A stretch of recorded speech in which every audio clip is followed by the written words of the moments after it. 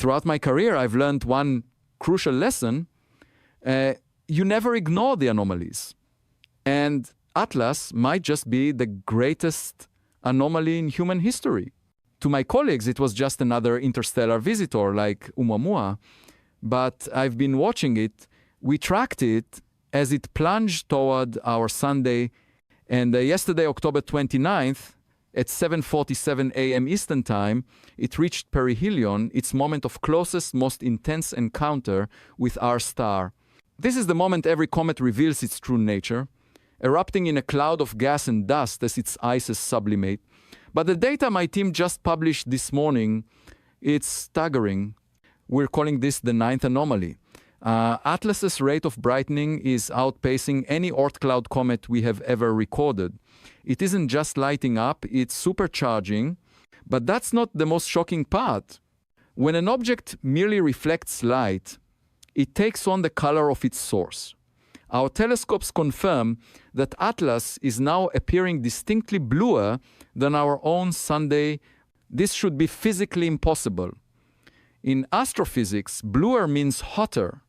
Our sun is incredibly hot, but to appear bluer than it, Atlas itself must be releasing energy at a temperature higher than the very star it's slingshotting around.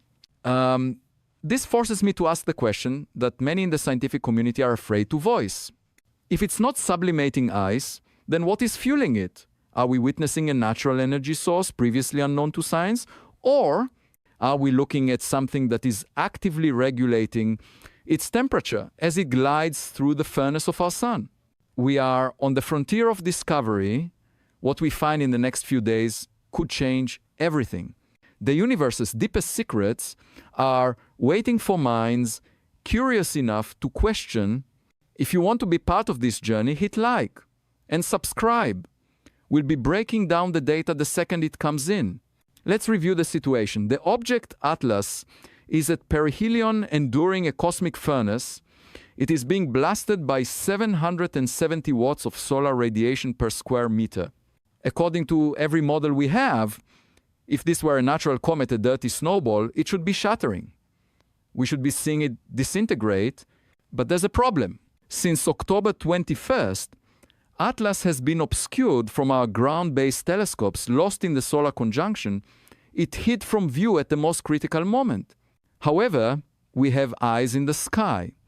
A fleet of observatories, Stereo A, SOHO, and GOES 19, tracked it through September and October, capturing critical data as it entered that kill zone. And here is what they found. Instead of fragmenting, Atlas exhibited a completely anomalous surge in brightness. The scientists in the new study themselves had to admit this pattern is entirely anomalous and has no explanation in current physics.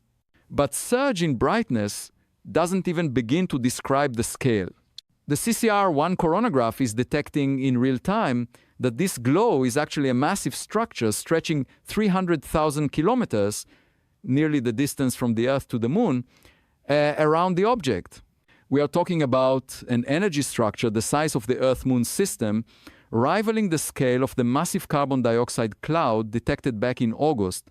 This leads us to the most revolutionary discovery, the ninth anomaly, the impossible blue. Observations from the LASCO and SICOR 1 coronagraphs confirm it. Atlas appears distinctly bluer than our own star. As an astrophysicist, I have to explain why this is so stunning. It violates two fundamental laws of physics. The physics of dust. When sunlight hits dust, what a comet tail should be made of, the light tends to redden as it scatters, just like a sunset. The physics of temperature. Atlas's surface, however hot, must be cooler than the sun's 5,800 Kelvin photosphere. Cooler objects emit redder light. By all accounts, Atlas should appear redder than the Sunday, but the data shows the precise opposite. There is only one physical explanation for it being bluer. Atlas itself, or its 300,000 kilometer structure, is hotter than the Sunday. It isn't just reflecting light. It is emitting energy at a temperature higher than the star it's orbiting. The question is no longer, is it strange? The question is now, what natural or artificial can generate an Earth-Moon-sized energy structure that is hotter than our own sun? The color shift and the hunt. Let's recap what we know. From the data retrieved by space observatories, like SOHO and Stereo A, we know Atlas is projecting a colossal energy structure, 300,000 kilometers long, nearly the distance from the Earth to the Moon. At the same time, we know it possesses an impossible blue color. This is a direct contradiction of physics, as cool objects reflecting sunlight must appear redder. Bluer can only mean one thing. The object itself, or its energy structure, is hotter than our Sunday.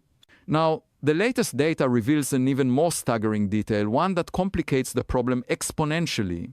In previous observations, when Atlas was far from the Sun, it displayed a slightly reddish tint.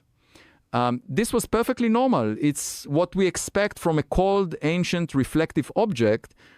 But now, at perihelion, it is distinctly blue. Do you understand the implication of this? This isn't a fixed property of its material. This is a fundamental change in the object's characteristics, as it encountered the sun's extreme energy. It wasn't just heated, it flipped on, like a machine being activated. This is why I, Avi Loeb, have definitively concluded we must add this perihelion blue as the ninth anomaly to the list of unexplained properties of this bizarre interstellar object. And this forces me to ask the question that is echoing through labs and observatories around the world: is it engaging a power source hotter than our sun? If the answer is yes, then we are no longer talking about a rock.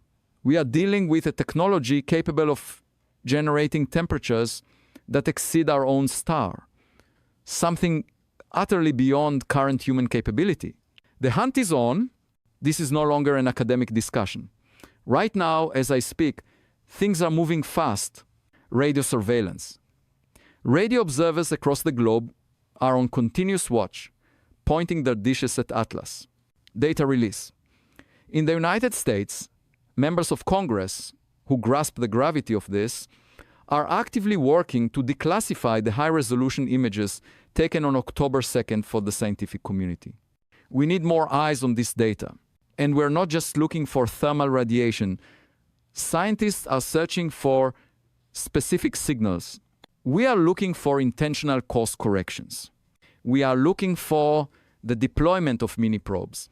The question has changed. It's no longer, what is it? The question is now, what is it doing?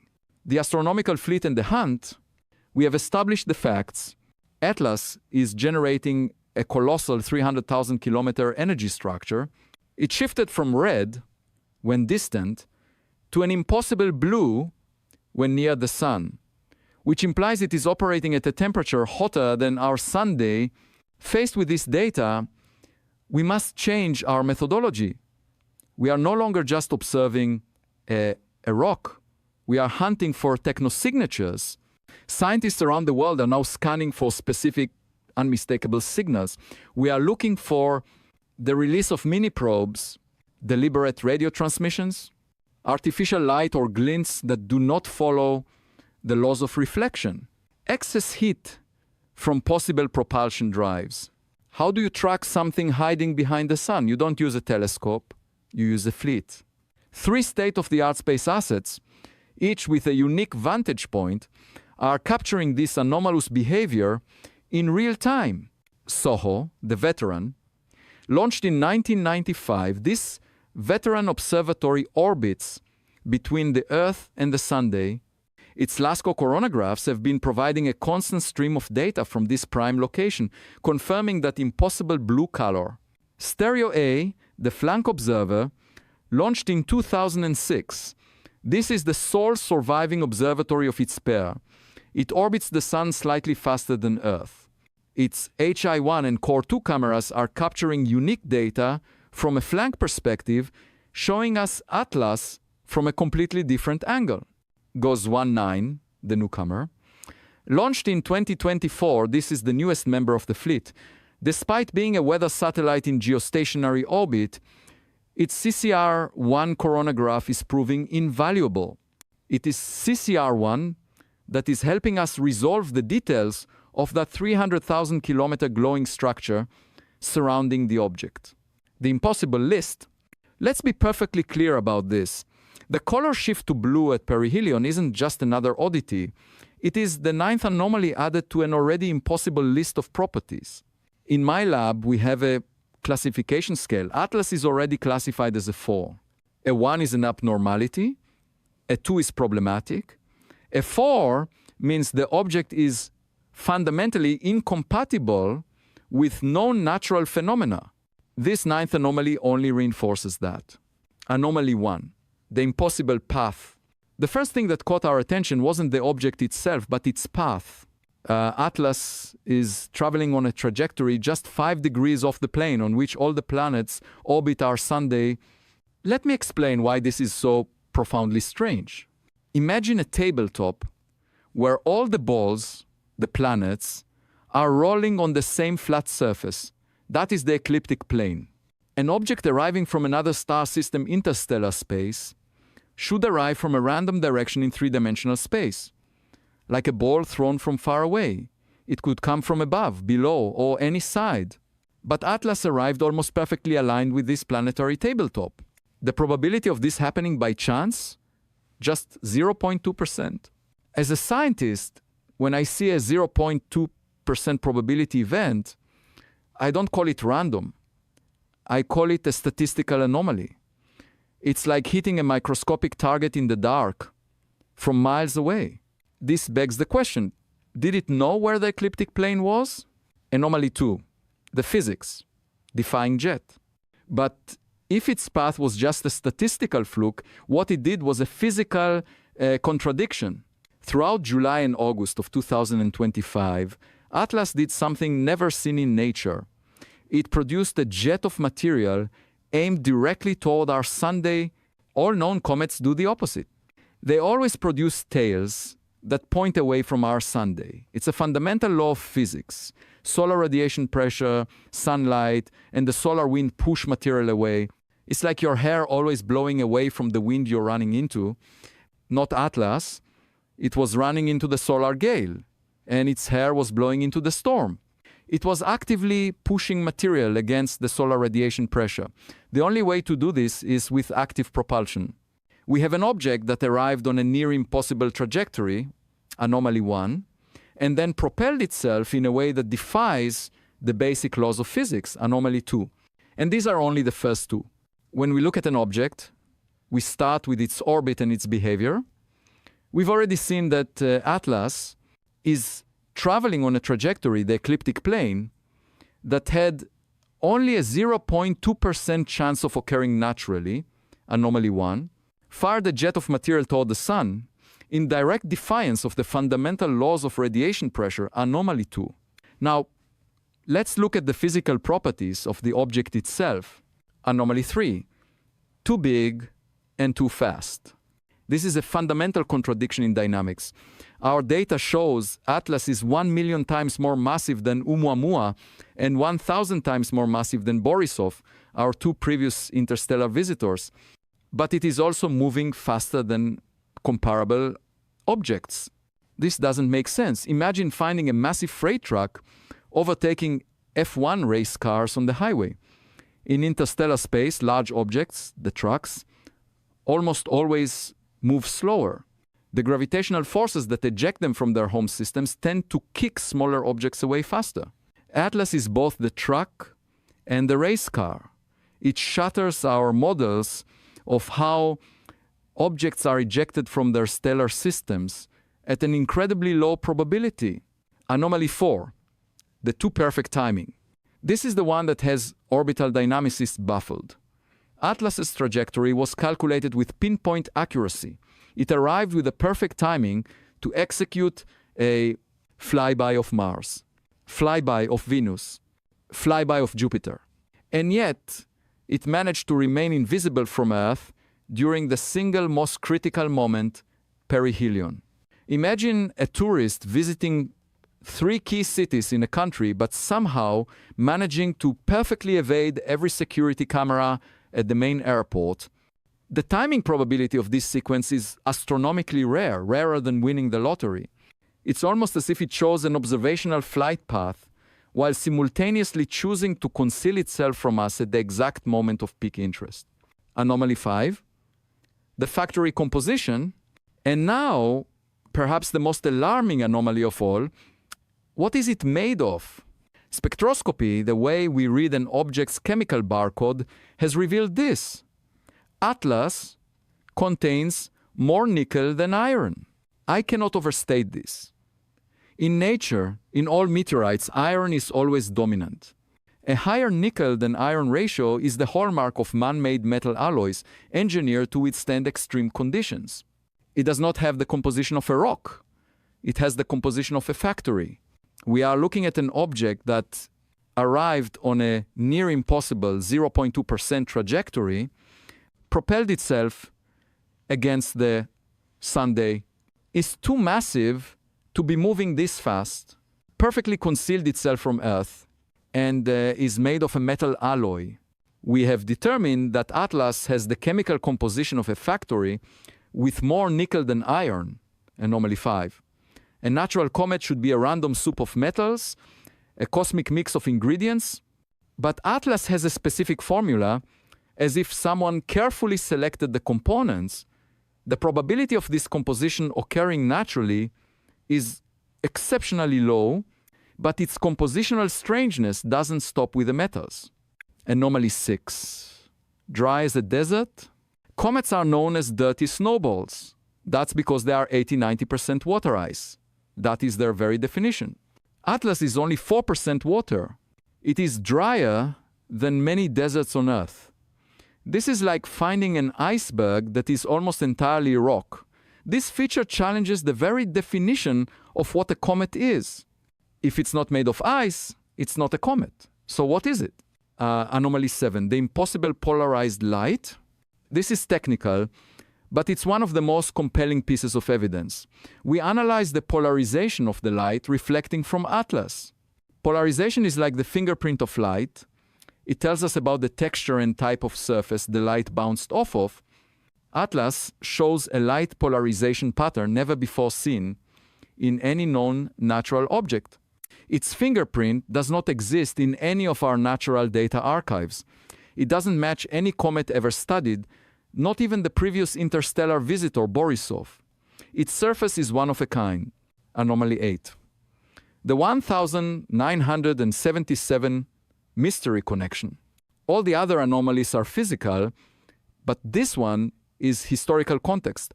Atlas is arriving from the exact same direction in the sky as the famous 1977 WOW signal.